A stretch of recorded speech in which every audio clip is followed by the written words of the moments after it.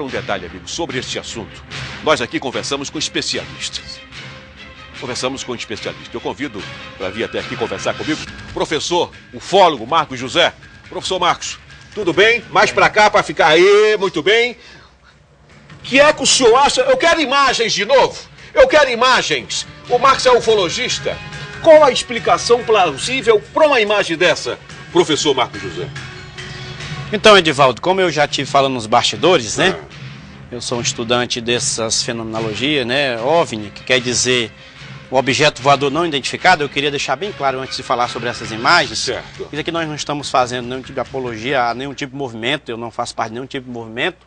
Nem sou do tipo de família americana que anda caçando ET. Isso, nem dizendo que o mundo vai acabar. Isso. Não é nada disso. Isso. O fato é que eu sou um estudioso, né, de uma ciência livre chamada ufologia.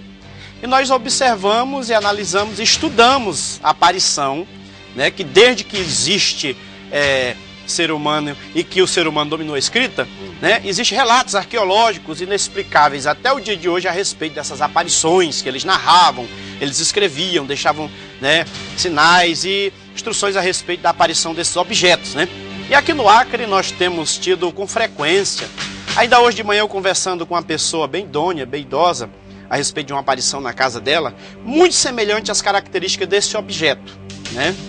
Que apareceu na casa dele. O interessante nisso aqui, eu peço para voltar as imagens, são os movimentos circulares. Isso. Movimentos circulares, não é movimento de avião, não é movimento de helicóptero. Poderia se pensar, é algum instrumento controlado por um controle remoto, mas esses equipamentos são menores, não chega desse tamanho.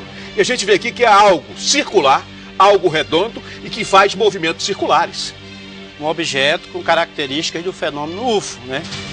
Do fenômeno do disco voador. Do disco voador. Agora a gente deixar bem claro aqui que a gente não está querendo dizer que é ET ou que é ser de outro planeta.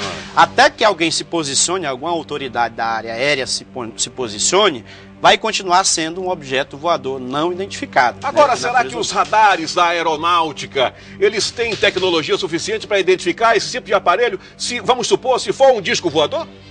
Olha, até onde eu conheço, ninguém sabe. Ninguém sabe.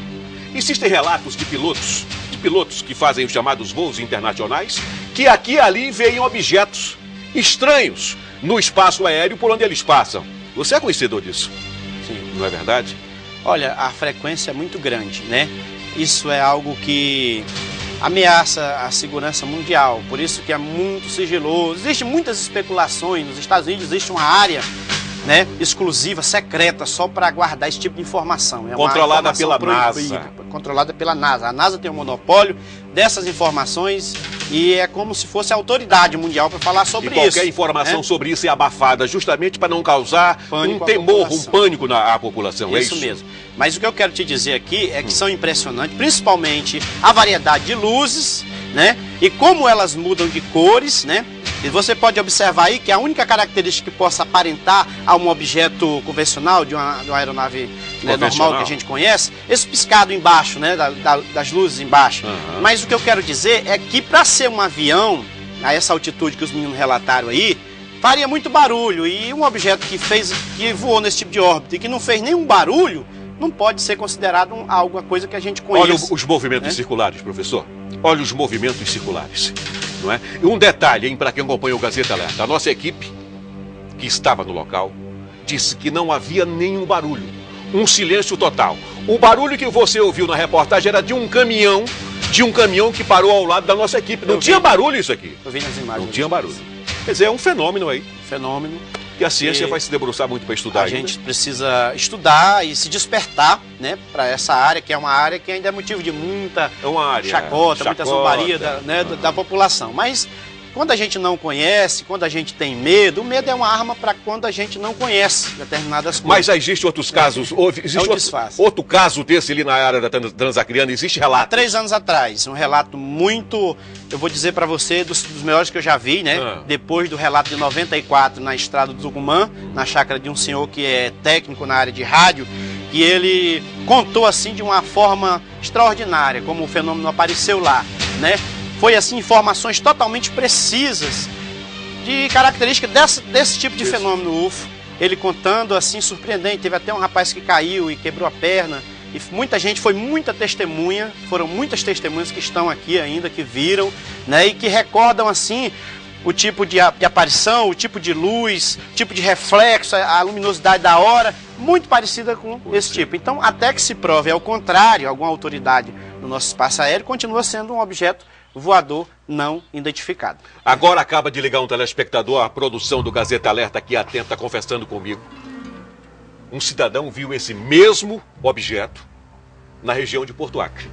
Esse mesmo objeto aqui, com esse mesmo movimento na região de Porto Acre. Então não fomos só nós que vimos. Outras pessoas viram, mas em outro lugar já. Né? Sim.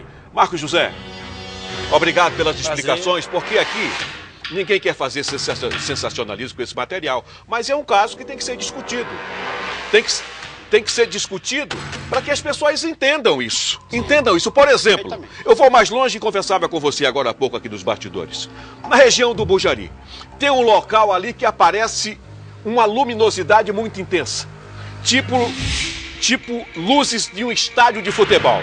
Você é conhecedor dessa ocorrência lá? Sou conhecedor, inclusive tem um relato de um senhor que mora em uma localidade bem distante de um ramal do Bujari, que em uma época do ano ele sempre é surpreendido com essa luz passando em forma de torpedo. Eu já vi aquela luz ali, uma vez que eu via no Bujari à noite, umas 10 horas, essa luz surgiu, uma luz azulada, tipo neon, muito bonita, mais claro que o estádio de futebol, mas é muito rápido. Muito rápido. Dizem que pode ser um campo magnético que tem ali, não sei, dizem.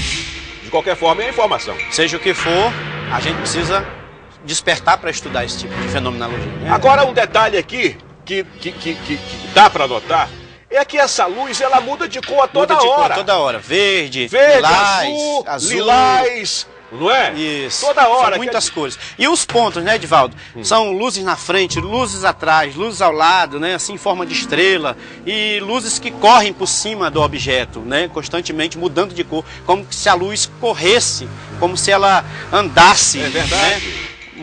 Tivesse um movimento inteligente por cima do objeto. Em outras palavras, professor Marcos José, o senhor que é um estudioso do assunto, nós não estamos sós.